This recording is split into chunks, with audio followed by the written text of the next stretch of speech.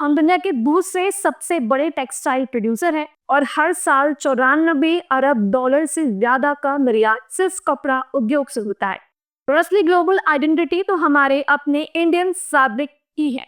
नमस्कार दोस्तों, मैं हूं ओजस्वी और आप देख रहे हैं ब्लू एरा। आज हम एक बहुत दिलचस्प टॉपिक पर बात करने वाले हैं, टेक्सटाइल एंड फैशन। कपड़े हमारे लिए सिर्फ पहनने की चीज नहीं है, बल्कि इनके पीछे छुपी है हमारी संस्कृति, हमारी अर्थव्यवस्था और हमारी पहचान। चलिए शुरू करते हैं इस सफर को। अक्सर हम सोचते हैं कि कपड़े सिर्फ पहनने की चीज है, फैशन दिखाने या शरीर ढकने का साधन है, लेकिन असल में कपड़े हमारी संस्कृति और हमारी अर्थव्यवस्था की ताकत भी है। हर प्रिंट, हर डिजाइन, हर धागा हमें हमारी परंपराओं से जोड़ता है और लाखों लोगों को रोजगार देता है। तो हम जब कपड़े चुनते हैं तो हम सिर्फ एक ड्रेस नहीं चुनते, हम अपनी पहचान भी चुनते हैं। भारत को टेक्सटाइल पावर हाउस कहा जाता है। हम दुनिया के दूसरे सबसे बड़े टेक्सटाइल प्रोड्यूसर हैं। बता दें, करीब 4.5 करोड़ लोगों को यही उद्योग रोजगार देता है और हर साल 94 अरब डॉलर से ज्यादा का निर्यात सिर्फ कपड़ा उद्योग से होता है।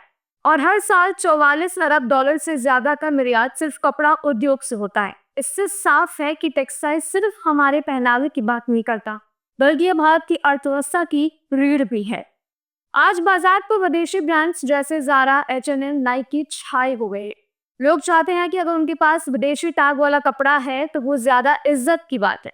वही स्टेटस सिंबल जो हमारे लोकल बुनकर हैं, हमारे जो कारीगर है, वो पीछे छूट जाते हैं। यानी असली कला, असली मेहनत जो हमारे देश के लोगों की है वो दब जाती है, और यही है असली प्रॉब्लम।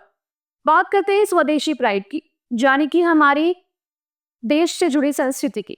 लेकिन दोस्तों, असली शान हमारे अपने कपड़ों में भी है। खादी की सादगी, बनारसी साड़ी की नफासत, जयपुर प्रिंट्स की खूबसूरती और कांचीपुरम सिल्क की जो शान है, यही असली पहचान है भारत की। हमारे अपने डिजाइनर जैसे सब्यसाची और अनीता डोंगरे भी इनके पारंपरिक फैब्रिक्स को दुनिया के सामने पेश कर रहे हैं। और असली ग्लोबल आइडेंटिटी तो हमारे अपने इंडियन फैब्रिक ही है। तो उसे चुनिए और आगे बढ़िए। अब बढ़ते हैं अपने अगले साइड की तरफ। अब इसमें एक बड़ा मौका है। आज पूरी दुनिया हैंडलूम और ऑर्गेनिक फैब्रिक्स की तरफ लौट रही है। विदेशी देशों में लोग खादी और हैंडलूम पसंद कर रहे हैं। अगर हम अपने कपड़ों में स्वदेशी को चुनते हैं तो 2 फायदे होंगे। पहला, हमारी अर्थव्यवस्था मजबूत होगी। दूसरा, हमारे कारीगरों को नया जीवन मिलेगा, यानी फायदा भी हमारा और इज्जत भी हमारी। अब बात करते हैं ब्लू एरा इसमें कैसे योगदान देगा। सवाल यह है कि हम इन कारीगरों और डिजाइनरों तक कैसे पहुंचे। इसके लिए आया है अपना स्वदेशी ऐप ब्लू एरा, एक डिजिटल फैशन ब्रिज। यहाँ लोकल बुनकर और डिजाइनर अपना काम ऑनलाइन लिस्ट कर सकते हैं, सीधा ग्राहक से जुड़ सकते हैं बिना किसी मीडिएटर के। इससे 2 फायदे होंगे। पहला, विदेशी ब्रांड्स का दबाव खत्म होगा, और दूसरा, भारतीय कपड़े आसानी से लोगों तक पहुंचेंगे। यानी ब्लू एरा एक ऐसा मार्केटप्लेस ऑफ स्वदेशी प्राइड है। तो इस पूरी पीपीटी में, इस पूरे जो हमारा प्रेजेंटेशन थी, इससे अब एक सवाल मैं पूछती हूँ आपसे। अगली बार जब आप कपड़े खरीदे तो क्या चुनेंगे, विदेशी टैग या स्वदेशी गौरव? क्योंकि असली लग्जरी वही है जो भारत के हाथों से, भारतीय मेहनत से और भारतीय दिल से बनी हो।